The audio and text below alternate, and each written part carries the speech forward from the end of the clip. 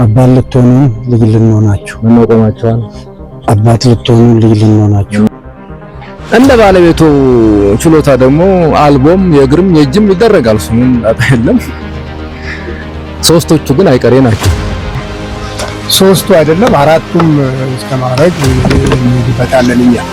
እሺ እሱን እናስገድዳችሁን እሱ ይቀርላችሁና በታሳቢነት እንደዛ ሆኖ የጣት ቀለበቱና የጉትቻውን አሁን ባለው ነገር እንስማማና ብንጨርስ። አይ አልሆነም ትንሽ ብላችሁን እኛም ያላሰብነውን ከአባት ፈልግተን አባትም ቅር ሳይለው የሆነ ነገር ያደርገው አለ። የቀለበቱ ላይ ቅር አለ። ቀለበቱ ላይ በጣም ቅር አለ።